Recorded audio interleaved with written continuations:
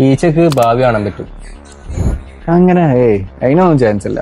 പിന്നെ എന്തുകൊണ്ടായിരിക്കും നമ്മൾ ഈച്ചയെ പിടിക്കാൻ പോകുമ്പോൾ പെട്ടെന്ന് പാറിപ്പോകുന്നത്? പിടിക്കാൻ കഴിയില്ലല്ലോ എത്ര സ്പീഡിൽ പോയാലും. അതിപ്പോ നമ്മളെ പൂച്ചനെ പിടിക്കാൻ പോലും പൂച്ച ഓടിപ്പോലെ റിഫ്ലക്ഷൻ ഉള്ളത് കൊണ്ടായിരിക്കും കൂടുതലായിട്ട്. അതും കറക്റ്റ് നല്ല ഉത്തരം തന്നെയാണ്.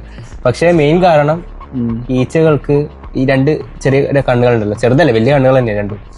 അപ്പോ അതിൽ ഓരോ കണ്ണിലും 6000 മിനി ലെൻസസ് ഉള്ളത്. 6000 കണ്ണുകൊള്ളുവോ?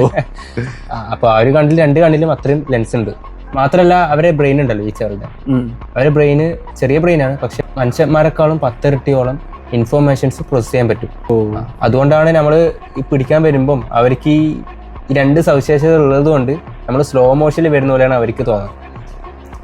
പിന്നെ മാത്രമല്ല അവർ രണ്ട് ചെറുകളാണെങ്കിലും അതും രണ്ടെണ്ണം ആയതുകൊണ്ട് തന്നെ അവർക്ക് ഈസി ആയിട്ട് പറഞ്ഞു പോകാൻ പറ്റും. പക്ഷെ ഒരു കാര്യമുണ്ട്, ഈച്ചന്റെ ശരിക്കും പേരെന്താ അറിയോ?